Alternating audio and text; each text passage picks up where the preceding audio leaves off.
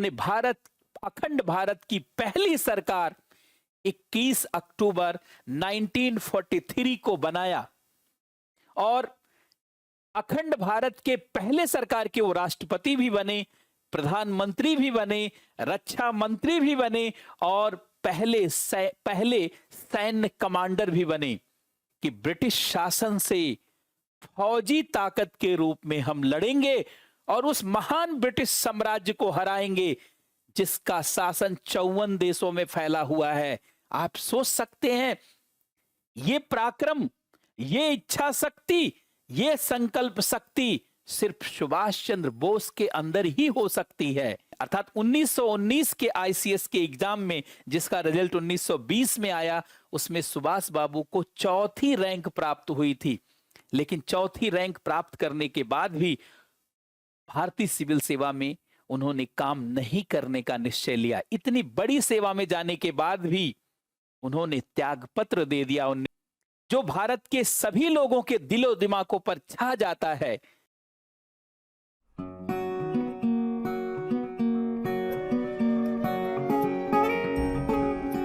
5 जुलाई 1943 को सिंगापुर के town hall के सामने आजाद हिंद फौज को संबोधित करते हुए भारत के सुप्रीम कमांडर के रूप में दिल्ली चलो का नारा देने वाले महान राजनेता, भारत के असली हीरो, स्वतंत्रता संघर्ष के मुख्य सेनानी सुभाष चंद्र बोस पूरी दुनिया के लिए प्रेरक हैं, न केवल भारतीय लोगों के लिए।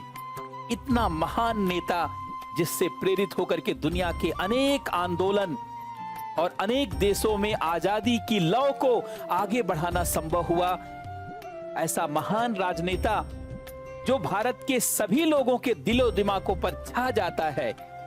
जिन लोगों को सुभाष चंद्र बोस के बारे में कम समझ है, वो लोग भी सुभाष चंद्र बोस के व्यक्तित्व को और चरित्र को देख करके ही सुभाष चंद्र बोस से बहुत ही भावुक रूप से जुड़ जाते हैं। ऐसे महान राजनेता, महान हीरो जिनके जन्म सदी को, जिनके जन्मदिन को 2021 में भारत की सरकार ने पराक्रम दिवस के रूप में मनाने का निर्णय लिया और अब 2022 में जिनका स्टैचू सीधे इंडिया गेट के सामने लगाने की घोषणा की गई है, ऐसे महान स्वतंत्रता संग्राम सेनानी के बारे में जानना हम सभी लोगों के लिए बहुत जरूरी है।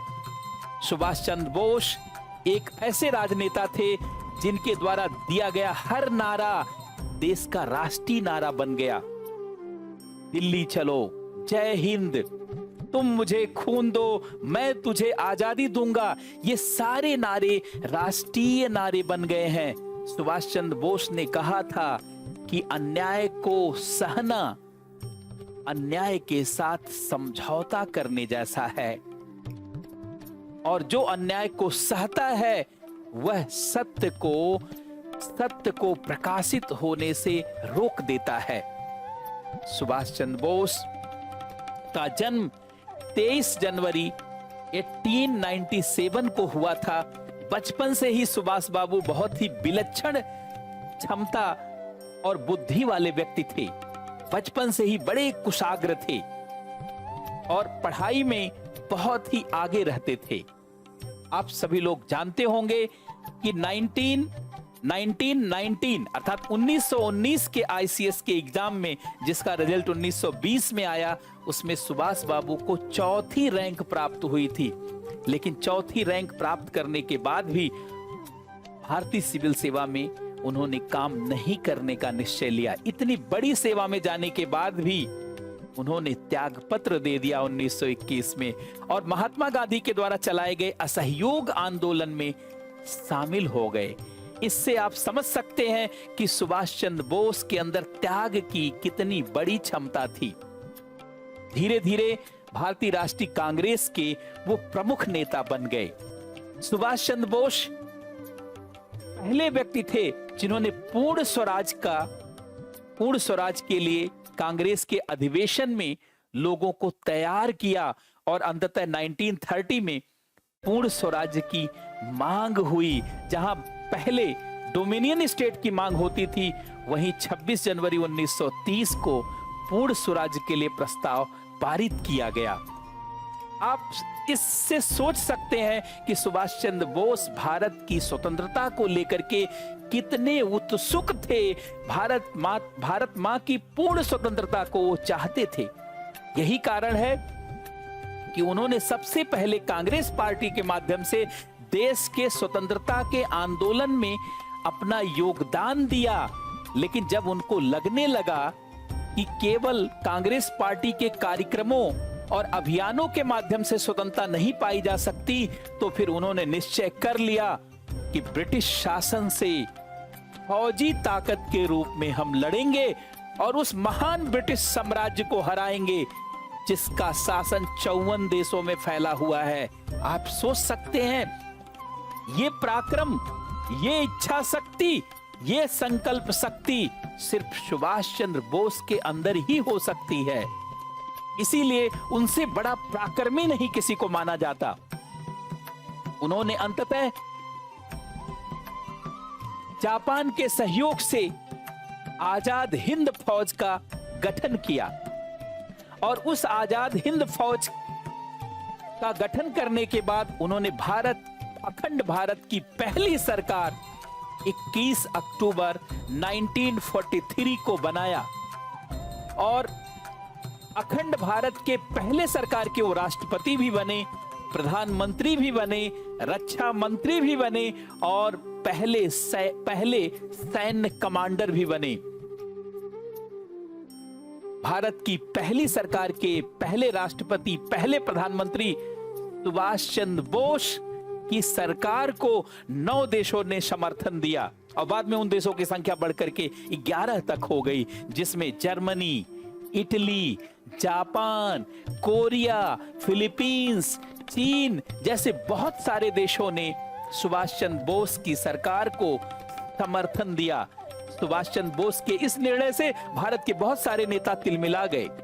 उनको लगा कि अब तो भारत का प्रधानमंत्री, भारत का राष्ट्रपति, भारत का रक्षा मंत्री और सेना का सुप्रीम कमांडर सब सुभाष बाबू ही हो गए, तो हमारा तो पत्ता साफ दिखता है। यही कारण है कि आगे चल करके सुभाष चंद्र बोस के प्रति जो है लोगों का सहृदयी भाव बहुत सारे नेताओं का नहीं रहा। आप सभी लोग जानते होंगे 1943 में आजाद हिंद फौज के गठन के बाद सुभाष चंद्र बोस ने मात्र 40-45 हजार सैनिकों के सहयोग से भारत की स्वतंत्रता के लिए बिगुल छेड़ दिया और अंग्रेजी सेना से लड़ने लगे और अंग्रेजी सेना को कई जगह पर टक्कर दिया, भीषण युद्ध किया और उस भीषण युद्ध में अंडमान निकोबार जैसे द्वीप को उन्होंने स्वतंत्र कराया, बर्मा के कुछ क्षेत्रों को स्वतंत्र कराया। कोहिमा में 1944 में, अप्रैल 1944 में भीषण युद्ध शुरू हुआ और 22 जून 1944 तक युद्ध चलता रहा, जिसमें सुभाष चंद्र बोस ने कड़ी टक्कर दी।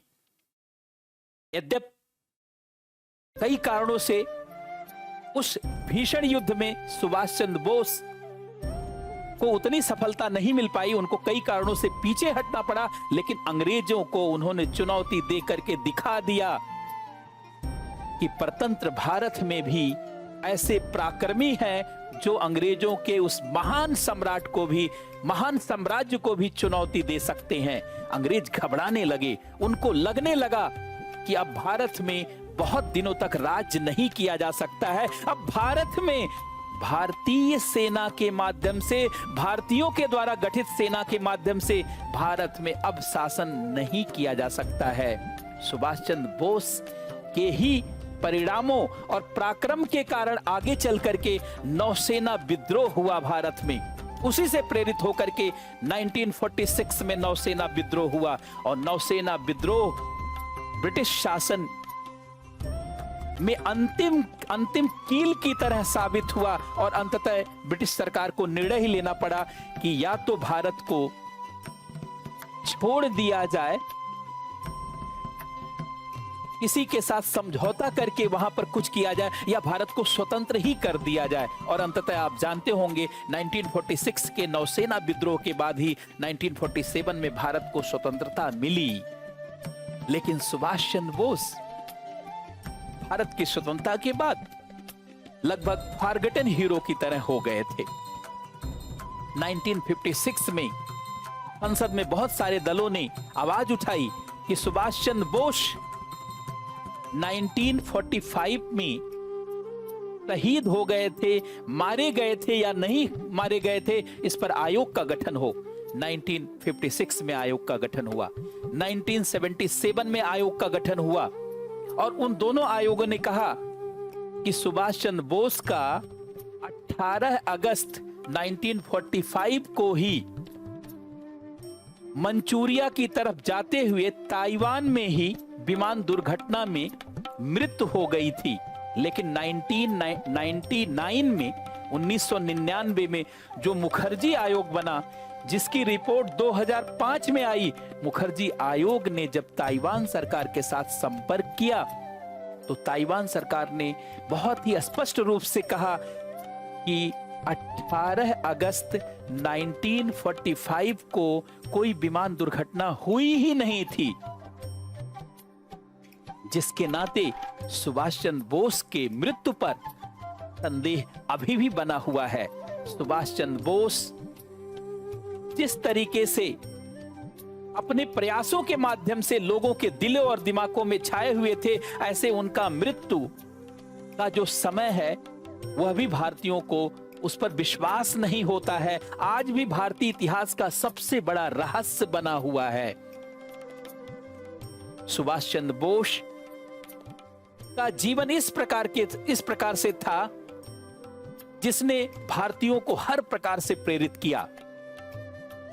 एक कि हम ब्रिटिश शासन से सैनिक रूप में लड़ सकते हैं, दूसरा हम सामूहिक रूप से लड़ सकते हैं, तीसरा हम पूरी दुनिया में सहयोग प्राप्त कर सकते हैं, चौथा हम भारत की तस्वीर अपने ढंग से बना सकते हैं। अगर सुभाष चंद्र बोस की सरकार बनी होती तो भारत अखंड होता, पाकिस्तान नहीं बनता, बांग्लादेश नहीं बनता, म्यांमार नहीं होता, भारत अखंड होता। अगर 1943 में सुभाष बाबू की सरकार अगर बनी रह गई होती, जैसे बहुत बड़ी साजिश लगती है उनका यहां से भारतीय परिदृश्य से उनका गायब होना।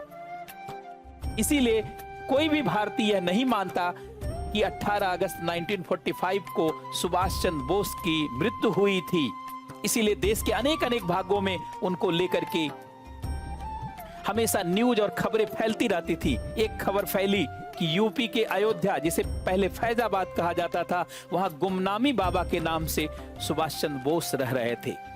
हजारों हजार लोग उनसे मिलने जाते थे, यह मान करके कि वो सुभाष चंद्र बोस ही थे। ऐसे छत्तीसगढ़ में कई स्थानों पर इस तरीके की चर्चा हुई। भारत के स्वतंत्रता के बाद ऐसी खबर आई कि रूस के साइबेरिया क्षेत्र में कई जगह उनको देखा गया। ऐसे अनेक प्रकार की खबरें रही हैं और सुभाष चंद्र बोस आज भी भारत के लिए कौतूहल बने हुए हैं। सुभाष चंद्र बोस ने ये कहा था कि भारत के आजादी के बाद 20 वर्षों तक कोई चुनाव ना करवाया जाए।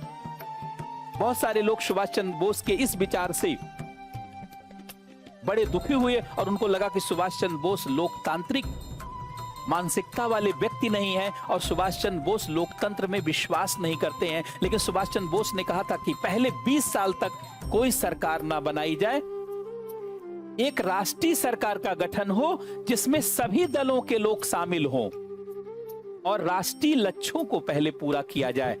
अगले 20 वर्षों में सबसे पहले पूरे देश के लोगों को साक्षर बनाया जाए, पूरे देश में न्यूनतम सुविधाओं को, बुनियादी सुविधाओं को जुटाया जाए, रोटी, कपड़ा, मकान, पढ़ाई, दवाई की व्यवस्था की जाए और जब लोग सक्षम हो जाएं तो 20 वर्षों के बाद फिर चुनाव हो, ताकि अपनी समझ और सोच के आधार पर वो पार्टियों को चुने, अपनी सरकार को चुने। अगर कोई न्यूनतम सुविधाओं से वंचित होगा और पढ़ा लिखा ही नहीं होगा तो उसको आसानी से बरगलाया जा सकता है।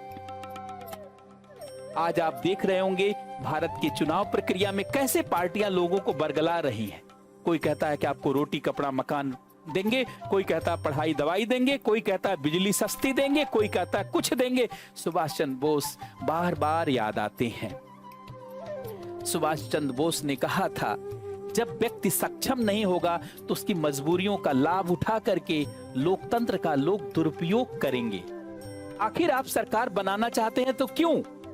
देश की सेवा करने के लिए तो आ जाइए, 20 साल तक राष्ट्रीय सरकार बना ले और राष्ट्र के लिए सभी आवश्यक लक्ष्यों को पहले पूरा कर ले। सभी नागरिकों को पहले न्यूनतम सुविधाएं दे दी जाए, सारे न्यूनतम राष्ट्रीय लक्ष्यों को पूरा कर लिया जाए, सेना को चाक चौबंद कर लिया जाए, सुरक्षा व्यवस्था को बेहतर कर लिया जाए।